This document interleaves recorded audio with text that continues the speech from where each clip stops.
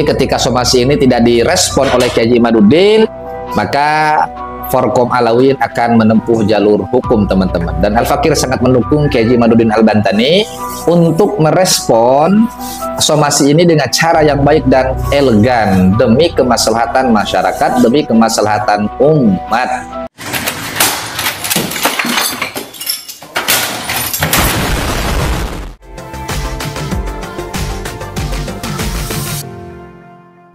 Bismillahirrahmanirrahim. Alhamdulillah wassalatu wassalamu ala Rasulillah sayyidina wa maulana Muhammad ibn Abdullah wa ala alihi wa ashabihi wa mawala amma ba'd. Teman-teman, berjumpa lagi dengan Al-Fakir di channel Kang Uce. Teman-teman yang belum subscribe, silakan di-subscribe dan jangan lupa aktifkan notifikasinya dengan menekan tombol lonceng agar teman-teman tidak ketinggalan video-video terbaru dari Al-Fakir. Al-Fakir juga turut mengucapkan terima kasih banyak atas support teman-teman semua yang sudah subscribe. Mudah-mudahan terhitung sebagai amal jariah dan mudah-mudahan kita termasuk orang yang berperan aktif di dalam membentengi masyarakat dan umat dari ajaran-ajaran, aliran-aliran yang menyimpang dan menyesatkan. Teman-teman, di video ini Al-Fakir ingin membagikan satu informasi yang belum banyak masyarakat tahu ya tentang informasi ini, yaitu terkait gaduh nasab yang ya kurang lebih sudah 2 tahun ya berlangsung, dan ternyata tanpa kita tahu teman-teman ya, Kiai Haji Imaduddin ini sudah mendapatkan 2 kali somasi dari Forum Komunikasi Alawiyyin Indonesia atau Forkom Alawiyyin Indonesia, teman-teman. Di mana somasi yang pertama, teman-teman, itu dilayangkan oleh Forkom Alawiyyin Indonesia pada tanggal 26 Juni, teman-teman.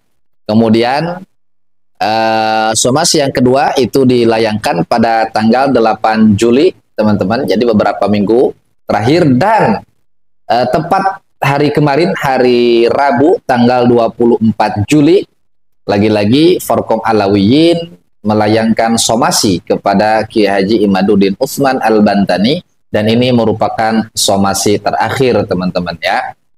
Teman-teman, sebenarnya dari somasi pertama, kedua, dan ketiga ini secara substansi itu masih sama, menuntut Kiai Haji Imaduddin untuk meminta maaf ya atas kegaduhan yang sudah beliau buat di dalam gaduh nasab ini, dan apabila somasi ini tidak diindahkan maka akan dilakukan tindakan selanjutnya, yaitu dengan melaporkan Kiai Haji Imaduddin ke pihak berwajib dengan pasal berlapis ya, teman-teman. Nah, di sini ada, apabila somasi ini tidak diindahkan maka hukum positif akan menjerat dengan pasal berlapis ya. Jadi intinya masih sama substansinya. Bagi teman-teman yang belum tahu, kita baca saja ya di somasi yang ketiga, teman-teman.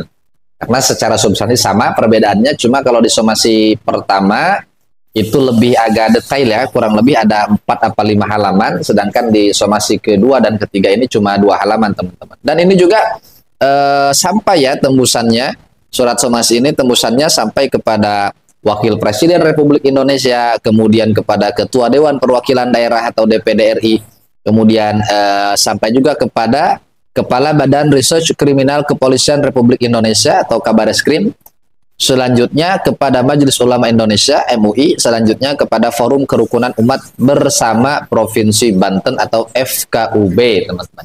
Baik teman-teman, kita baca dulu ya. Forkom Alawiyyin Indonesia atau Forum Komunikasi ya Alawiyyin Indonesia, nomor 03 garing FAI garing 23 garing 7 garing 2024. Jadi somasi ini dilayangkan pada tanggal 23 Juli 2024, itu hari Rabu kemarin ya, teman-teman. Perihal somasi ketiga, penghentian penyebaran kebencian dan provokasi SARA, Tangerang Selatan, Rabu 24 Juli 2024. Kepada yang terhormat Kiai Haji Imaduddin Utsman Al-Bantani di tempat. Bismillahirrahmanirrahim. Dengan hormat, mencermati dan mengikuti perkembangan polemik nasab yang telah berlangsung lebih kurang 2 tahun dan belum ada tanda-tanda mereda, malah semakin membuat perpecahan dan telah terjadi gesekan di tingkat akar rumput. Dilatar belakangi oleh tulisan Kiai Haji Imaduddin Utsman Al-Bantani yang penuh syubhat dengan judul Menakar Kesohihan Nasab Habib di Indonesia, di mana cetakan pertamanya ini dicetak pada bulan Oktober 2022, penerbit Maktabah Nahdlatul Ulum, teman-teman ya. Selanjutnya, sejatinya tesis tersebut telah beliau batalkan secara implisit dengan 2 poin penting seperti yang dinyatakan sendiri oleh Kiai Haji Imaduddin Usman.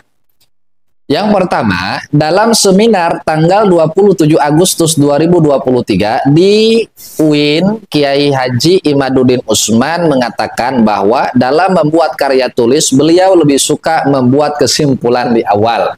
Jadi ini beliau sampaikan ketika di Universitas Islam Negeri Jakarta ya.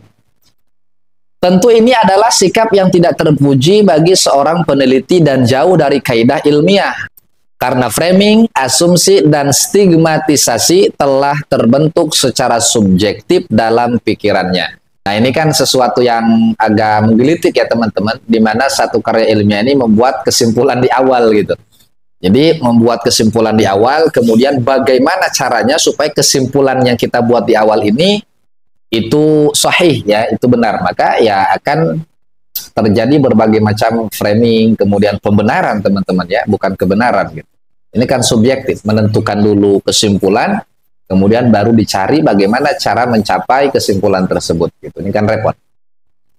Kemudian yang kedua, pernyataan Kiai Haji Imaduddin Usman Al-Bantani, walaupun seluruh nasabah dunia mensahihkan nasabah Alawi, beliau tetap menolak dan membatalkannya. Wa in afal muftul, walaupun para ahli fatwa berfatwa bahwa Pak Alawi itu benar Nabi, saya yakinnya, aku yakin dunia dua orang bahwa mereka bukan keturunan baginda Nabi Muhammad SAW. Dengan 2 poin ini, maka perdebatan ilmu telah selesai karena tidak ilmiah dan motifnya bukan mencari kebenaran, tetapi pembenaran.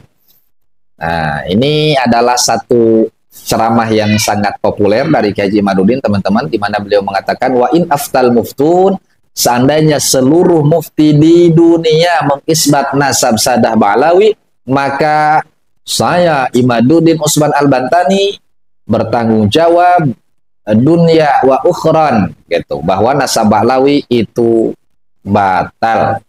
Ini kan pernyataan yang sangat masyhur sekali ya teman-teman. Makanya kita nggak heran ketika Syekh Mahdi Ar-Rajai mengisbat Ba'alawi, kemudian disusul baru-baru ini oleh Syekh Ali Jum'ah, teman-teman, itu sama sekali tidak akan mempengaruhi Kiai Haji Imad gitu. Karena kan jangankan 1-2 mufti teman-teman, seluruh mufti di dunia. Jadi bagaimana mungkin kita mau berdiskusi, mau berdebat, mencari satu konklusi kesimpulan sesuai dengan disiplin ilmu nasab atau yang berkaitan secara objektif ya menilai sesuatu ketika kebenaran itu sudah dikunci gitu. Ini kan kebenarannya dikunci. Artinya apapun dalilnya, apapun hujahnya, pokoknya nasab Ba'alawi batal gitu ya, repot teman-teman. Ini bukan lagi pada kajian ilmiah. Ya sebenarnya ini nggak jadi masalah ya kalau hanya sebagai konsumsi pribadi, artinya hanya keyakinan Kiai Haji Imaduddin. Yang jadi permasalahan dan polemik ini adalah ketika hal ini dilempar ke publik, sehingga ini menjadi konsumsi masyarakat awam, dan masyarakat awam tidak tahu menahu, apalagi masyarakat yang memiliki dasar kebencian di dalam hatinya kepada sebagian habaib ya, baik itu berdasarkan pengalaman personal, pengalaman pribadi, atau pengalaman keluarganya, temannya, dan lain sebagainya teman-teman.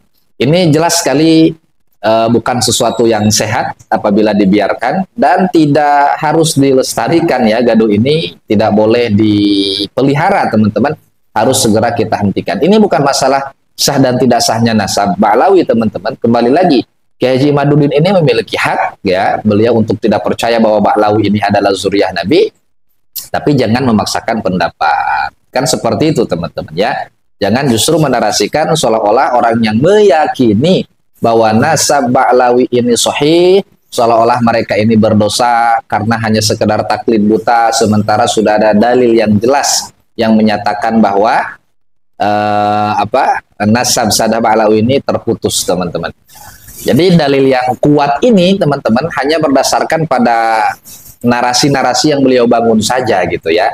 Seperti misalnya kitab sezaman atau akrob yang sampai detik ini itu sama sekali tidak ada redaksi di dalam kitab-kitab nasab yang menyampaikan hal itu. Kemudian juga narasi tes DNA, kemudian selanjutnya narasi-narasi oknum-oknum Habib, pemalsuan makam, dan lain sebagainya. Ini kan hal-hal yang sama sekali tidak ada kaitannya dengan bab nasab teman-teman ya.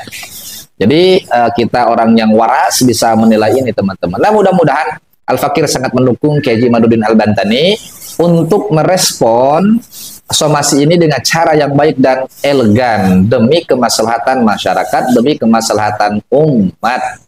Gitu teman-teman. Jangan kita mengorbankan masyarakat umat karena ego pribadi, karena ego kita sendiri teman-teman ya. Jadi teman-teman, inilah poin somasi yang dilayangkan oleh Forkom Alawiyin ya di somasi yang ketiga ini. Kemudian ada yang digarisbawahi, dengan somasi ketiga ini kami mengharapkan Anda segera meminta maaf secara resmi dan terbuka selambat-lambatnya 1 minggu setelah somasi ini diterima, dipublish paling sedikit di 3 media mainstream dengan substansi permintaan maaf, menghentikan segala bentuk penyebaran kebencian dan provokasi, permusuhan sara, karena semua itu adalah kejahatan. Apabila somasi ini tidak diindahkan, maka kami akan menempuh jalur hukum. Nah, ini teman-teman ya. Kemudian diperkuat lagi, ini bukan permasalahan nasab semata, tetapi tercederainya kebinekaan kita sebagai sebuah bangsa, di mana ada satu kelompok secara demonstratif menyuarakan kebencian hari per hari, jam per jam, dan tidak tersentuh hukum. Persaudaraan Islam di atas nasab, ujaran kebencian, provokasi permusuhan sara, fitnah dan adu domba umat Rasulullah SAW dengan isu nasab adalah sebuah kejahatan yang tidak pernah bisa dibenarkan dengan alasan apapun. Nah, ini sama ya teman-teman. Surat somasi ketiga ini juga tembusan kepada Wakil Presiden Republik Indonesia, Ketua Dewan Perwakilan Daerah DPD RI, Kepala Badan Research Kriminal Kepolisian Republik Indonesia Kabareskrim, Majelis Ulama Indonesia MUI, Forum Kerukunan Umat Bersama Provinsi Banten FKUB. Jadi ketika somasi ini tidak direspon oleh Kiai Haji Imaduddin, maka Forkom Alawiyin akan menempuh jalur hukum teman-teman. Dan Al-Fakir sekali lagi mendukung Kiai Haji Imaduddin untuk merespon somasi ketiga ini dengan cara yang elegan, bukan cari kemenangan, tapi kita cari kemaslahatan. Nah itu saja ya teman-teman, mari sama-sama kita tunggu seperti apa respon Kiai Haji Imaduddin terhadap somasi ketiga ini. Dan teman-teman perlu ketahui, somasi pertama yang kedua sudah dilayangkan kepada beliau ya, kepada Kiai Haji Imaduddin. Begitu juga dengan somasi yang ketiga melalui soft file dan juga salinan atau kopi kepada WA beliau pribadi ya, secara pribadi gitu ya, atau japri teman-teman. Jadi kita tunggu saja respon Kiai Haji Imaduddin, mudah-mudahan responnya ini respon yang elegan, respon yang keluar dari memang seorang tokoh, seorang ulama, mudah-mudahan bisa meredam ya, meredam gesekan atau konflik horizontal di akar rumput yang memang kita tidak boleh menutup mata ini sudah mulai terjadi, walaupun hanya di beberapa daerah saja ya teman-teman. Tapi kalau dibiarkan, ini bisa menyebar ke berbagai daerah, ke semua daerah di Indonesia dari Sabang sampai Merauke malah. Auzubillah min dzalik. Kemudian yang terakhir teman-teman, tetap berpikir waras, kita berpikir objektif. Silahkan mau ikut pendapat siapapun, tapi ingat jangan memprovokasi. Hadanallahu wa iyyakum ajma'in. Wassalamualaikum warahmatullahi wabarakatuh.